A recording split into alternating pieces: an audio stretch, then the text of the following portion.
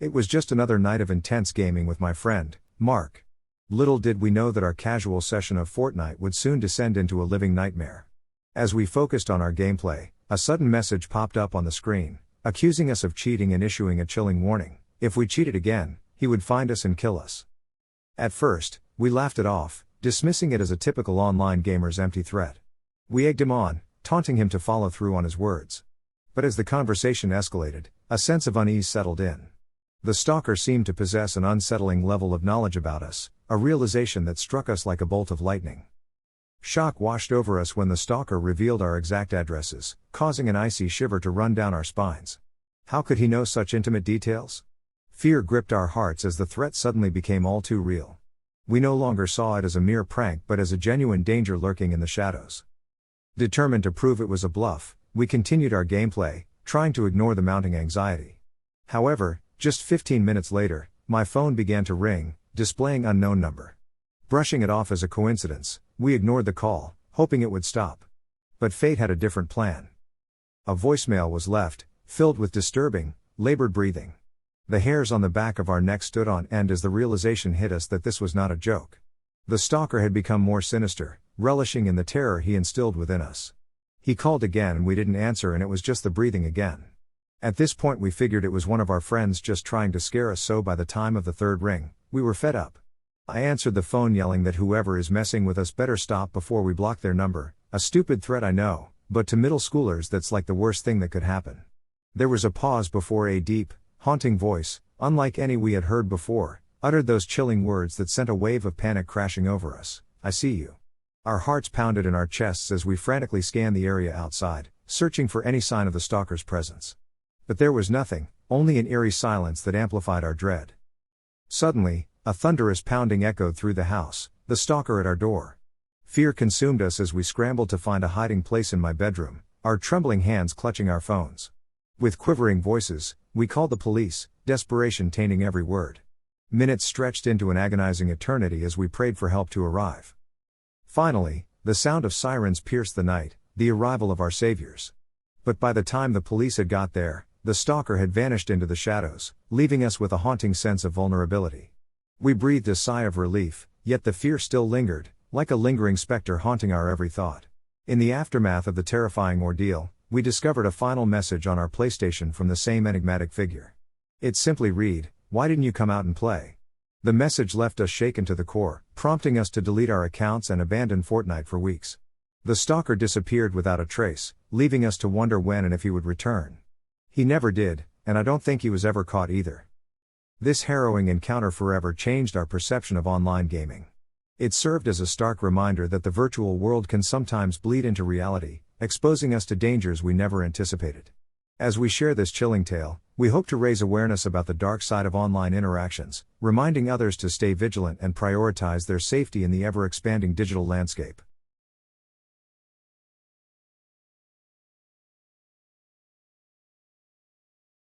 It was an ordinary evening, and my parents had left for a much-needed date night, entrusting me with the responsibility of staying home alone. Excitedly, I invited my online friends to join me for a gaming session, seeking solace and entertainment in the virtual world. As the hours ticked away, our laughter and camaraderie filled the room. Little did we know that our innocent gaming session would take an unimaginable turn, plunging us into a nightmarish ordeal that would test our courage to the core. Suddenly, amidst the exhilaration of virtual battles, a series of shattering sounds jolted me from my gaming trance. The distinct crash of glass echoed through the house, piercing the veil of safety I had taken for granted. Fear gripped me as I realized that someone had broken into our home. With each passing second, the intruder's presence became more apparent. Their hushed whispers downstairs indicated that they believed the house to be empty, oblivious to the fact that a 12-year-old boy hid in the shadows, heart pounding with terror. Instinctively, I knew I had to act quickly. Sensing impending danger, I made a split-second decision to go to the bathroom before the intruders ascended the stairs. It was a simple moment of vulnerability, unaware of the impending threat that would unfold in my own home. As I closed the bathroom door, the weight of the situation settled upon me. My heart raced as I contemplated my next move. I reached for my trusty baseball bat, a relic of forgotten games, now my only means of defense. From the confines of the bathroom, I strained my ears, listening to the intruders' footsteps as they stealthily navigated the lower level of the house. Their movements grew bolder, as if emboldened by their belief that no one would challenge them.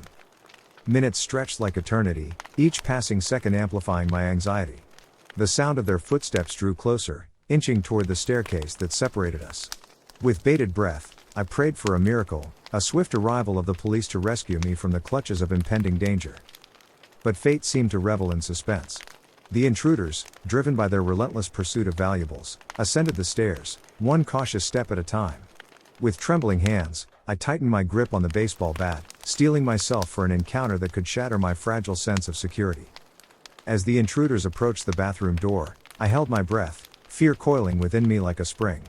A moment of eerie silence ensued, broken only by the sound of my racing heartbeat. They had realized someone was hiding. As the intruders stood outside the bathroom door, their malevolent whispers turned into sinister chuckles, their voices dripping with sadistic delight.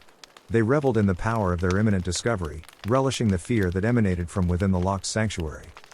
I pressed myself against the bathroom wall, heart pounding against my chest, as if pleading for silence. The sound of their footsteps intensified, growing louder and more purposeful with each passing moment. It was only a matter of time before they would breach the fragile barrier that separated us. My mind raced, desperately seeking an escape plan, an alternative route to safety. But the bathroom offered no viable options, no hidden passages or secret exits. It was a fortress, a temporary haven amidst the chaos, but one that could crumble at any moment. The intruders' voices grew louder, their taunts and jeers piercing through the wooden door like venomous arrows.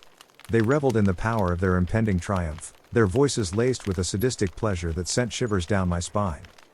I clutched the baseball bat tightly, my knuckles turning white with the pressure, drawing what little courage I had left.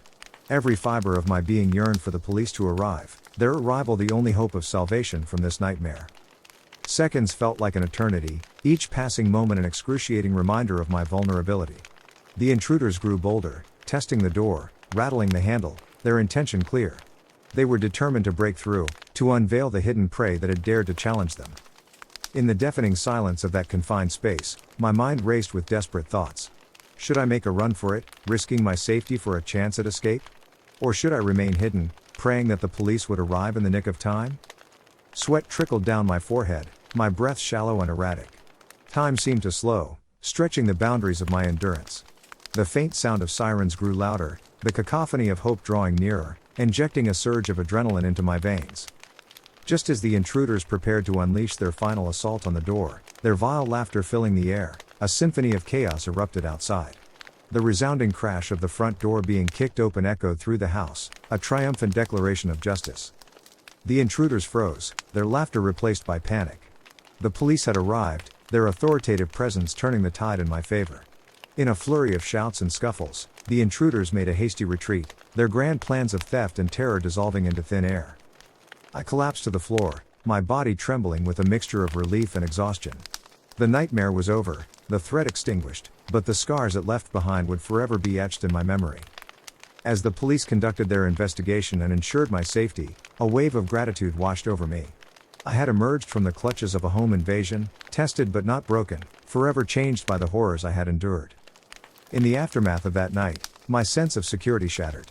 The once familiar walls of my home became a haunting reminder of vulnerability. But in time, with the support of loved ones and the resilience that comes from surviving the unimaginable, I regained a semblance of normalcy.